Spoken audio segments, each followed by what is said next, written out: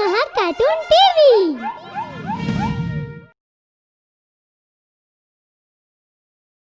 ਵੀਰਾ ਜਾਂ ਸ਼ੈਤਾਨ।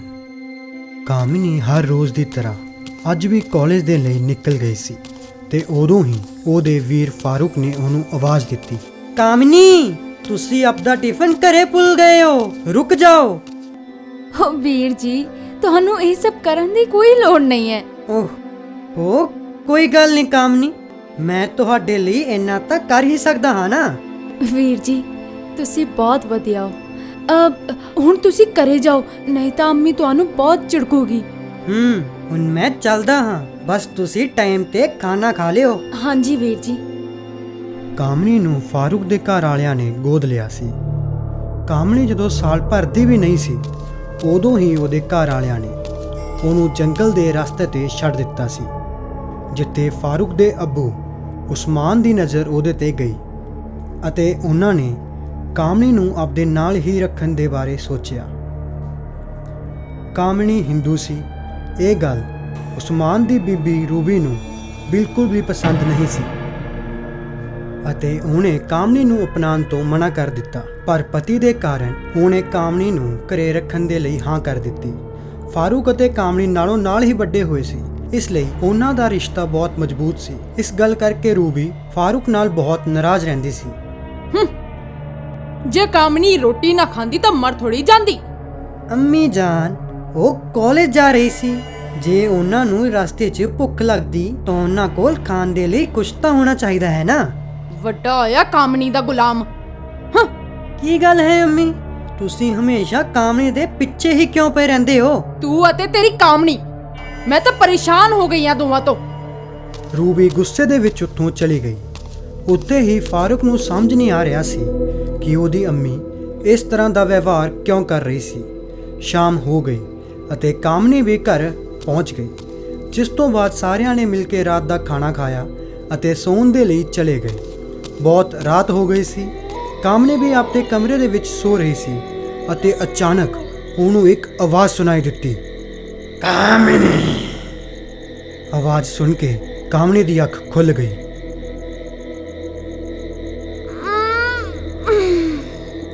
ਕੋਈ ਵੀ ਤਾਂ ਨਹੀਂ ਆ, ਲੱਗਦਾ ਹੈ ਮੇਰਾ ਵਹਿਮ ਆ। ਆਪਦਾ ਵਹਿਮ ਸਮਝ ਕੇ ਕਾਮਨੀ ਫੇਰ ਸੋ ਗਈ ਤੇ ਉਦੋਂ ਹੀ ਕਾਮਨੀ ਆਵਾਜ਼ ਸੁਣ ਕੇ ਕਾਮਨੀ ਦੀ ਅੱਖ ਖੁੱਲ ਗਈ ਅਤੇ ਉਹ ਆਪਦੇ ਚਾਰੇ ਪਾਸੇ ਦੇਖਣ ਲੱਗੀ, ਪਰ ਉਹਨੂੰ ਕੋਈ ਵੀ ਨਹੀਂ ਦਿਖਾਈ ਦਿੱਤਾ। ਜਿਸ ਤੋਂ ਬਾਅਦ ਮੇਰੇ ਕੋਲ ਆ ਕਾਮਨੀ। ਕੌਣ ਆ ਉੱਥੇ? ਮੈਂ ਤੇਰਾ ਵੀਰ, ਮੇਰੇ ਕੋਲ ਆ ਕਾਮਨੀ। ਕੌਣ ਆ ਉੱਥੇ? ਸਾਹਮਣੇ ਆ ਜਾ। ਕਾਮਨੀ ਖਿੜਕੀ ਦੇ ਕੋਲ ਗਈ ਅਤੇ ਬਾਹਰ ਦੇਖਣ ਲੱਗੀ। ਉਹਨੂੰ ਆਪਣੇ ਘਰ ਦੇ ਸਾਹਮਣੇ ਸੰਘਲੇ ਜੰਗਲ ਦੇ ਇਲਾਵਾ ਕੁਝ ਵੀ ਨਹੀਂ ਦਿਖ ਰਿਹਾ ਸੀ। ਕਾਮਨੀ ਬਹੁਤ ਘਬਰਾ ਗਈ, ਕਿਉਂਕਿ ਇਹੋ ਜਿਹਾ ਉਹਦੇ ਨਾਲ ਪਹਿਲੀ ਵਾਰ ਹੋ ਰਿਹਾ ਸੀ। ਕਾਮਨੀ ਬਾਹਰ ਦੇਖ ਰਹੀ ਸੀ ਤੇ ਉਦੋਂ ਹੀ ਇੱਕ ਪਵੰਡਰ ਜੰਗਲ ਵਿੱਚੋਂ ਨਿਕਲਿਆ। ਇਹ ਸਭ ਕੁਝ ਦੇਖ ਕੇ ਉਹ ਡਰ ਗਈ। ਵੀਰ ਜੀ, ਇੱਥੇ ਆਇਓ। ਅੰਮੀ, ਅੱਬੂ, ਵੀਰ ਜੀ, ਮੈਨੂੰ ਬਚਾਓ। ਕਾਮਨੀ ਦੀ ਚੀਕਣ ਦੀ ਆਵਾਜ਼ ਸੁਣ ਕੇ ਸਾਰੇ ਉਹਦੇ ਕਮਰੇ ਦੇ ਵਿੱਚ ਆ ਗਏ। ਕੀ ਹੋਇਆ ਕਾਮਨੀ, ਤੁਸੀਂ ਇੰਨੇ ਘਬਰਾਏ ਹੋਏ ਕਿਉਂ ਹੋ? ਤੁਸੀਂ ਠੀਕ ਤਾਂ ਹੋ ਨਾ? ਕੀ ਹੋਇਆ ਪੁੱਤਰ, ਤੂੰ ਠੀਕ ਤਾਂ ਹੈ ਨਾ? ਕਿਉਂ ਹੈ ਚੀਕ ਕਿਉਂ ਰਿਹਾ ਨਾ ਹੈ? ਵੀਰ ਜੀ, ਵੀਰ ਜੀ, ਵੀਰ ਜੀ, ਅੱਬੂ, ਅੱਬੂ ਵੇਖੋ ਨਾ। ਓ ਕਾਮਨੀ ਪਵੰਡਰ ਦੇ ਵੱਲ ਇਸ਼ਾਰਾ ਕਰਦੀ ਹੈ, ਪਰ ਪੁੱਤਰੂ ਸਾਨੂੰ ਤਾਂ ਕੁਝ ਨਹੀਂ ਦਿਖ ਰਿਹਾ। ਪਰ ਉਹ ਪਵੰਡਰ ਅਤੇ ਵੀਰ ਜੀ, ਮੈਂ ਕੋਈ ਆਵਾਜ਼ ਸੁਣੀ ਸੀ। ਕੋਈ ਮੇਰਾ ਨਾਮ ਲੈ ਰਿਹਾ ਸੀ। ਨਾਮ ਲੈ ਰਿਹਾ ਸੀ? ਇਹ ਜ਼ਰੂਰ ਤੁਹਾਡਾ ਵਹਿਮ ਹੋਊਗਾ। ਨਹੀਂ ਵੀਰ ਜੀ, ਕੋਈ ਮੈਨੂੰ ਬੁਲਾ ਰਿਹਾ ਸੀ ਅਤੇ ਉਹ ਬੋਲ ਰਿਹਾ ਸੀ ਕਿ ਉਹ ਮੇਰਾ ਵੀਰ ਆ। ਬੱਚੇ, ਜ਼ਰੂਰ ਉਹ ਤੇਰਾ ਵਹਿਮ ਹੋਊਗਾ। ਇੰਨਾ ਨਾ ਸੋਚ, ਰਾਤ ਬਹੁਤ ਹੋ ਗਈ ਹੈ, ਸੋ ਜਾ। ਪਰ ਹਾਂ, ਹੁਣ ਜਾਓ, ਇਸ ਬਾਰੇ 'ਚ ਆਪਾਂ ਕੱਲ ਗੱਲ ਕਰਦੇ ਹਾਂ। ਉਸਮਾਨ ਦੀ ਗੱਲ ਮੰਨ ਕੇ ਕਾਮਨੀ ਸੌਣ ਚਲੀ ਗਈ ਦੂਜੇ ਪਾਸੇ ਸਾਰੇ ਜਾਣੇ ਆਪਦੇ ਕਮਰੇ ਦੇ ਵਿੱਚ ਵਾਪਸ ਚਲੇ ਗਏ। ਪਰ ਉਸਮਾਨ ਕਿਸੇ ਗੱਲ ਨੂੰ ਲੈ ਕੇ ਹਲੇ ਵੀ ਪਰੇਸ਼ਾਨ ਸੀ। ਇਸ ਕੁੜੀ ਨੇ ਤਾਂ ਅਲੱਗ ਹੀ ਹੱਦ ਕਰ ਰੱਖੀ ਹੈ। ਮੈਨੂੰ ਨਹੀਂ ਲੱਗਦਾ ਇਹਦੇ ਸਿਆਪੇ ਕਦੇ ਮੁੱਕਣਗੇ। ਹਾਂ ਨਹੀਂ ਤਾਂ ਗੱਲ ਕੁਛ ਹੋਰ ਹੈ ਰੂਬੀ। ਹੋਰ ਕੀ ਗੱਲ ਹੋਊਗੀ? ਲੱਗਦਾ ਹੈ ਉਹ ਵਾਪਸ ਆ ਗਿਆ ਹੈ। ਉਹ ਨਹੀਂ ਓਏ, ਇੰਜ ਨਾ ਬੋਲੋ, ਐ ਨਹੀਂ ਹੋ ਸਕਦਾ। ਕਿਸੇ ਦੇ ਆਉਣ ਦੀ ਗੱਲ ਚੱਲ ਰਹੀ ਸੀ, ਜਿਹਨੂੰ ਸੁਣ ਕੇ ਰੂਬੀ ਅਤੇ ਉਸਮਾਨ ਦੋਵੇਂ ਹੀ ਘਬਰਾਏ ਹੋਏ ਸੀ। ਇਹੋ ਜਿਹਾ ਕਿਹੜਾ ਰਾਜ ਹੈ ਜਿਹਨੂੰ ਦੋਵੇਂ ਲੁਕੋਈ ਬੈਠੇ ਸੀ। ਉੱਥੇ ਹੀ ਅਗਲੇ ਦਿਨ ਸਾਰੇ ਨਾਸ਼ਤਾ ਕਰ ਰਹੇ ਸੀ ਅਤੇ ਉਸ ਦੇ ਵਿੱਚ ਹੀ ਫਾਰੂਕ ਬੋਲਿਆ, ਕੱਲ ਰੱਖੜੀ ਦਾ ਸੋਹਣਾ ਦਿਨ ਹੈ ਕਾਮਣੀ, ਤੁਸੀਂ ਮੇਰੇ ਇਸ ਸਾਲ ਵੀ ਰੱਖੜੀ ਬੰਨੋਗੇ ਨਾ? ਹਾਂਜੀ ਵੀਰ ਜੀ, ਜ਼ਰੂਰ। ਅਤੇ ਇਹ ਤਿਉਹਾਰ ਮੈਂ ਕਿਵੇਂ ਭੁੱਲ ਸਕਦੀ ਹਾਂ? ਕੀ ਹੋਇਆ? ਸਭ ਕੁਝ ਠੀਕ ਤਾਂ ਹੈ ਨਾ? ਪਰ ਵੀਰ ਜੀ, ਉਹ ਜੋ ਕੱਲ ਹੋਇਆ। ਕੱਲ ਜੋ ਵੀ ਸੀ ਉਹ ਇੱਕ ਵਹਿਮ ਸੀ। ਗੱਲ ਨੂੰ ਆਪਦੇ ਦਿਮਾਗ ਵਿੱਚੋਂ ਕੱਢ ਦੇ। ਹੁਣ ਚੱਲ ਕਾਲਜ ਜਾ, ਤੈਨੂੰ ਦੇਰ ਹੋ ਰਹੀ ਹੋਊਗੀ। ਹਾਂਜੀ ਅੱਬੂ ਜਾਨ। ਕਾਮਨੀ ਅੱਬੂ ਦਾ ਵਿਵਹਾਰ ਦੇਖ ਕੇ ਥੋੜੀ ਪਰੇਸ਼ਾਨ ਹੋ ਗਈ, ਪਰ ਗੱਲ ਨੂੰ ਅਣਗਹਿਲੀ ਜੀ ਕਰਦੇ ਹੋਏ ਉਹ ਕਾਲਜ ਦੇ ਲਈ ਨਿਕਲ ਗਈ। ਉਹਦੇ ਜਾਣ ਤੋਂ ਬਾਅਦ ਰੂਬੀ ਉਸਮਾਨ ਨੂੰ ਬੋਲੀ, ਜੇ ਤੁਹਾਡੀ ਗੱਲ ਸਹੀ ਨਿਕਲੀ ਤਾਂ ਉਹ ਕਾਮਣੀ ਨੂੰ ਆਪਣੇ ਨਾਲ ਲੈ ਜਾਣ ਜ਼ਰੂਰ ਆਊਗਾ। ਇਸ ਗੱਲ ਕਰਕੇ ਤਾਂ ਮੈਂ ਪਰੇਸ਼ਾਨ ਹਾਂ। ਆਪਦੇ ਅੰਮੀ ਅੱਬੂ ਦੀ ਗੱਲ ਸੁਣ ਰਹੇ ਫਾਰੂਕ ਨੇ ਪੁੱਛਿਆ, ਅੰਮੀ ਕੌਣ ਆਇਆ ਹੈ ਕਾਮਣੀ ਨੂੰ ਲੈ ਕੇ ਜਾਣ ਦੇ ਲਈ? ਟਾਈਮ ਆ ਗਿਆ ਹੈ ਕਿ ਤੈਨੂੰ ਵੀ ਇਸ ਬਾਰੇ 'ਚ ਪਤਾ ਚੱਲੇ। ਅਸਲ ਦੇ ਵਿੱਚ ਕਾਮਿਨੀ ਸਾਨੂੰ ਮਿਲੀ ਨਹੀਂ ਸੀ। ਅਸੀਂ ਉਹਨੂੰ ਸਭ ਕੁਝ ਜਾਣਦੇ ਹੋਏ ਗੋਦ ਲਿਆ ਸੀ। ਮਤਲਬ?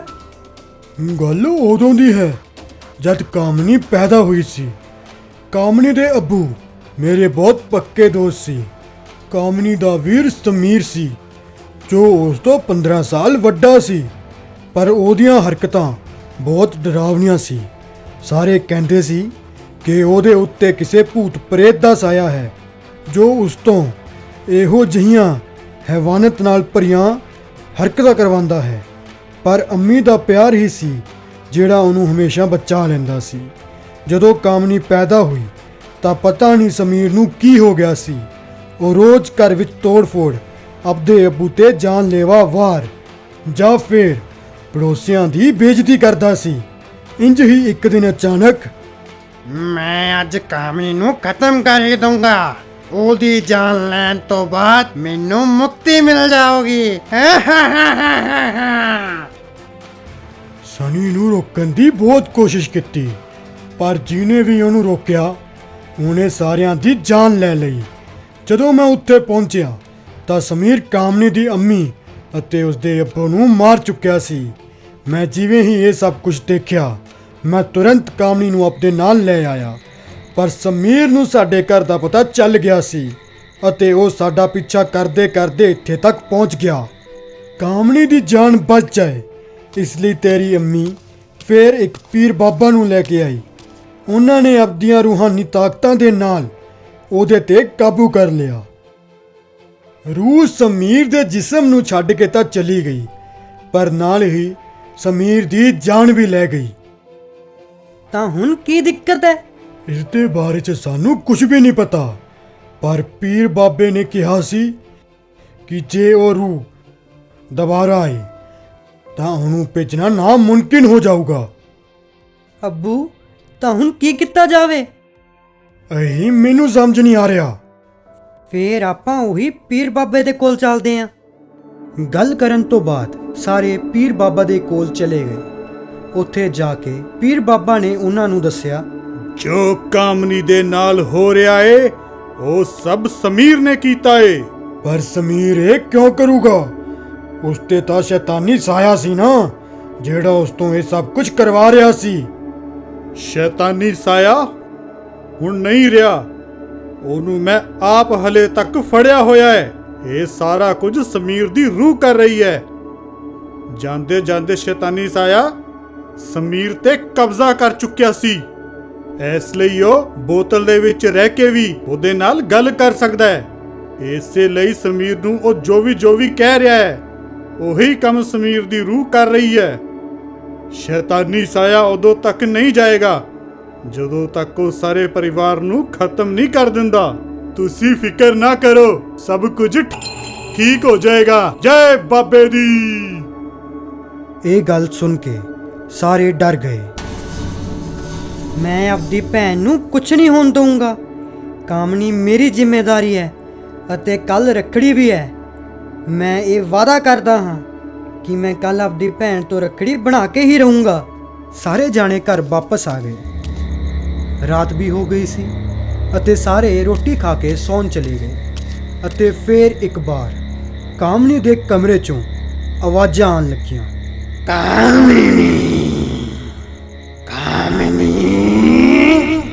ਸ਼ਾਇਦ ਕਾਮਨੀ ਇਹਨੂੰ ਆਪਦਾ ਵਹਿਮ ਸਮਝ ਚੁੱਕੀ ਸੀ, ਇਸ ਲਈ ਉਹ ਆਵਾਜ਼ ਸੁਣ ਕੇ ਉੱਠੀ ਨਹੀਂ। ਜਿਸ ਤੋਂ ਬਾਅਦ ਕਾਫੀ ਵਾਰ ਉਹ ਆਵਾਜ਼ ਆਈ, ਦੇਖ ਮੈਂ ਤੇਰਾ ਵੀਰਾ, ਆਜਾ ਮੇਰੇ ਕੋਲ ਹਲੇ ਰੱਖੜੀ ਹੈ, ਆਪਾਂ ਉਹਨੂੰ ਮਿਲ ਕੇ ਮਨਾਵਾਂਗੇ। ਆਵਾਜ਼ ਨੂੰ ਸੁਣਨ ਤੋਂ ਬਾਅਦ ਵੀ ਕਾਮਨੀ ਨਹੀਂ ਉੱਠੀ ਤੇ ਉਦੋਂ ਹੀ ਕਾਮਨੀ, ਇਹਦਾ ਉੱਠਣਾ ਜ਼ਰੂਰੀ ਹੈ, ਨਹੀਂ ਤਾਂ ਮੈਂ ਇਹਨੂੰ ਲੈ ਕੇ ਕਿਵੇਂ ਜਾਊਂਗਾ। ਓਏ ਤੂੰ ਮੇਰੀ ਭੈਣ ਨੂੰ ਕਦੇ ਵੀ ਨਹੀਂ ਲੈ ਕੇ ਜਾ ਸਕਦਾ। ਤੂੰ ਮੇਰੇ ਰਾਸਤੇ ਚੋਂ ਹਟ ਜਾ, ਮਾਰ ਦਊਂਗਾ। ਮੈਂ ਤੈਨੂੰ ਆਪਦੀ ਭੈਣ ਨੂੰ ਹੱਥ ਵੀ ਨਹੀਂ ਲਾਉਣ ਦਊਂਗਾ। ਤੈਨੂੰ ਵੀ ਆਪਦੇ ਨਾਲ ਲੈ ਜਾਣਾ ਪਊਗਾ।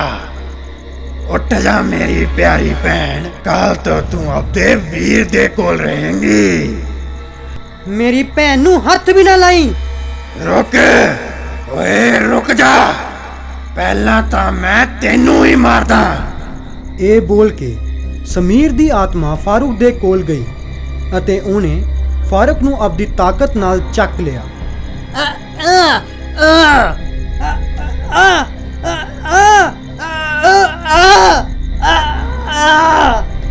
ਸਮੀਰ ਦੀ ਆਤਮਾ ਬਹੁਤ ਤਾਕਤਵਰ ਸੀ, ਇਸ ਲਈ ਫਾਰੂਕ ਉਹਦਾ ਸਾਹਮਣਾ ਨਹੀਂ ਕਰ ਪਾ ਰਿਹਾ ਸੀ।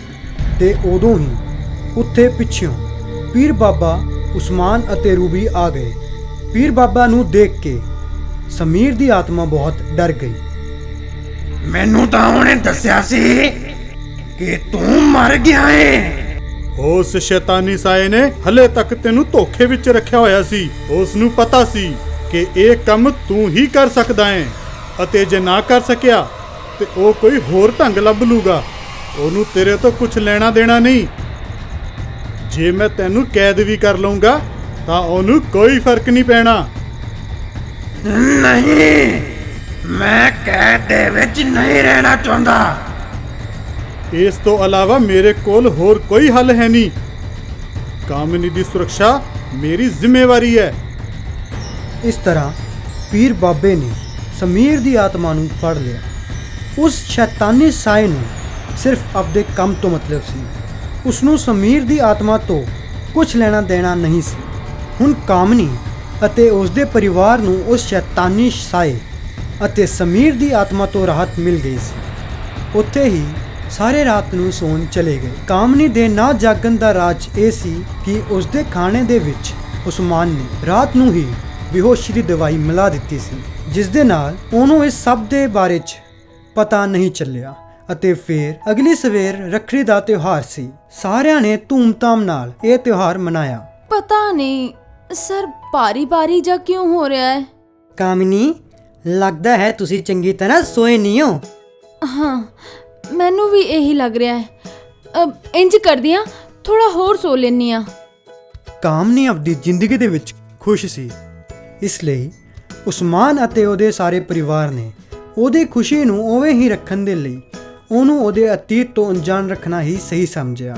ਅਤੇ ਸਾਰਿਆਂ ਨੇ ਰੱਖੜੀ ਦੇ ਤਿਉਹਾਰ ਤੇ ਕਾਮਨੀ ਨੂੰ ਇੱਕ ਨਵੀਂ ਜ਼ਿੰਦਗੀ ਤੋਹਫੇ ਦੇ ਵਿੱਚ ਦਿੱਤੀ ਅਤੇ ਸਾਰੇ ਖੁਸ਼ੀ-ਖੁਸ਼ੀ ਰਹਿਣ ਲੱਗੇ। ਜੇ ਤੁਹਾਨੂੰ ਇਹ ਵੀਡੀਓ ਪਸੰਦ ਆਇਆ ਹੋਵੇ ਤਾਂ ਲਾਈਕ, ਸ਼ੇਅਰ, ਕਮੈਂਟ ਜ਼ਰੂਰ ਕਰਿਓ ਤੇ ਸਭ ਤੋਂ ਪਹਿਲਾਂ ਸਾਡੇ ਵੀਡੀਓਜ਼ ਦੇਖਣ ਲਈ ਚੈਨਲ ਸਬਸਕ੍ਰਾਈਬ ਕਰੋ ਤੇ ਬੈਲ ਆਈਕਨ ਤੇ ਕਲਿੱਕ ਕਰਨਾ ਨਾ ਭੁੱਲਿਓ।